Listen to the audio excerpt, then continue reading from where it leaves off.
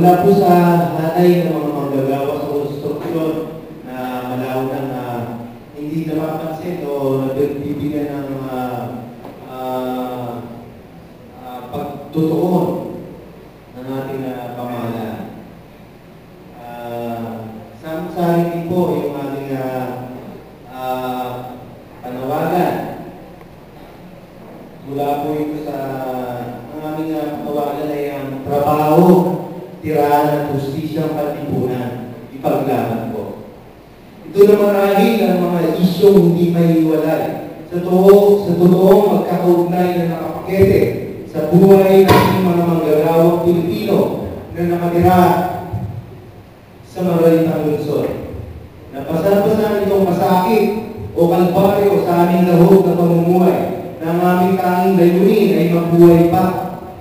Kasama ang aming mga mahal sa buhay, magulang, asawa at mga anak. Marami ang mahanga sa mga matatayog na gusali, magagarang mga mansyon sa mga kilalang subdivision, at mamamahaling mga kondominyong nagsusulputan sa panahon ngayon.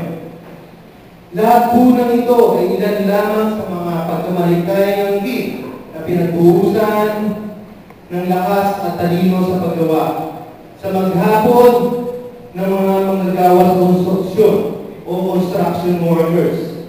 Ngunit kami nakatira lamang sa masikip na pamayanan, walang maayos na tirahan, nagtitiis sa tagpi-tagping yero ang dinding, butas-butas sa mga pinaglawang ang mga bubok.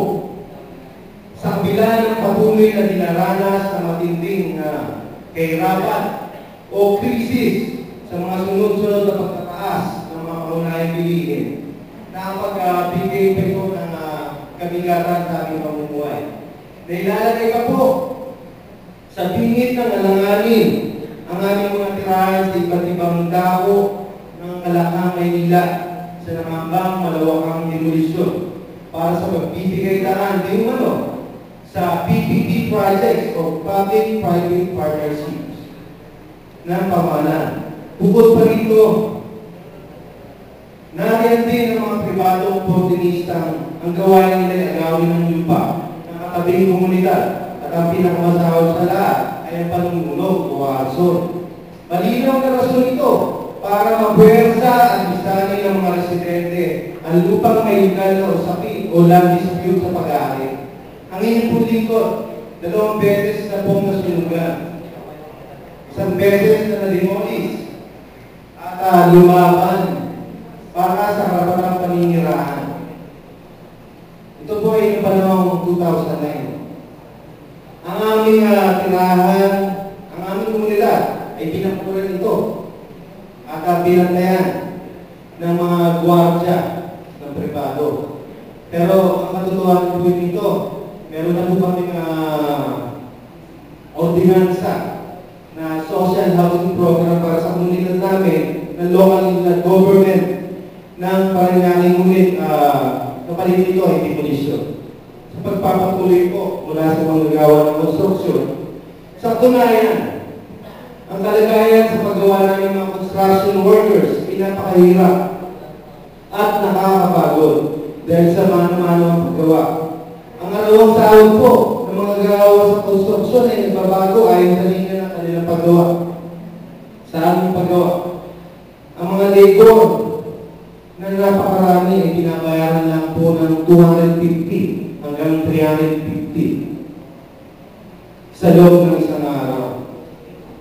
Samantalang may mga kasanayan o skilled workers ay kumikita naman ng 350 hanggang 404 o minimum sa ating pagkakalan. Sa tingin niyo po ba ay makakatuloy pa ito para mamuhay ng December? Hindi po. Ito ay kulang-kulang para makapamuhay ng disente kami mga manggagawa at ang aming pamilya. Ang daily cost of living ng isang pamilya na may 6 na katao dito sa NCR ay 960 pesos po. Hindi po nakakasapat yun. Ayon po ito sa Eagle Foundation. Matagal na po itong, itong tapos baka wala rin po ito sa datos ng NSO at NEDA. Ang mga maliliit na construction workers ay hindi rin binibigyan ng benepisyo pinakamasa ng mga manggagawa sa mga malalaking construction companies. Wala kaming natatanggap na anumang social security, kabayaran, kung maaksidente at wala rin health insurance. Ang inyong putikon ay meron nagtrabaho na po ako ng 10 taon bilang construction workers na rin po ako foreman. Ngunit natanggal naman po sa trabaho. Ang dami po sunod-sunod na mga pangyayari talagang tumitindi ang kahirapan. Hindi lang po sa ang mga benepisyong ito ay ginagarantiya ng batas. Subalit patuloy na hindi sinusunod ng mga kumpanya. Ang mga construction workers ay nagtatrabaho bilang kontraktual na manggagawa. Maaaring kaming tanggalin, kaya naman naisin ng aming kontraktor nang walang pagsaalang-alang sa haba ng aming serbisyo sa kumpanya. Ang trabaho sa konstruksyon ay pinaka-mapanghanib na trabaho sa lahat ng industriya. Likas na sa aming trabaho ito ang iba't ibang tipo ng panganib na nakaabang kung kami magsisimula sa paghahanap buhay. Kailangan pang magbayad para sa safety gears o PPEs o yung tinatawag natin personal protective equipment. Pero ang totoo, ang gastos dapat dito ay bahagi na nakabuang proyekto. Nakapaloob na ito. Ngunit pasan-pasan pa ito. Pagbibili ng mga safety shoes at iba pa.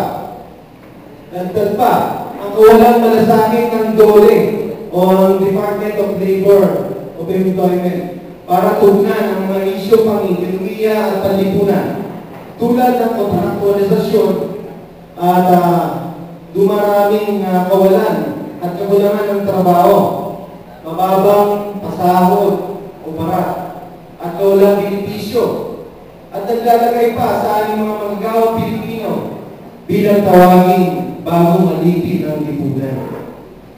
Ano na para sa amin ang makialam at makiisa at magtatag ng isang samahan na magbibigtis-bigtis sa aming lahat, mga manggagawa sa industriya ng konstruksyon upang maging malakas ang aming tinig laban sa kontra manggagawa maralitang patakaran ng pamahalaan na hindi nagtataguyod at kumikilala sa kagalingan, sa kasanayan ng mga manggagawang konstruksyon na may napakalaking papel sa pagbuo at lumilika di naman ng yaman ng bansa. Bilang po maraming salamat. Salamat po, Jerry.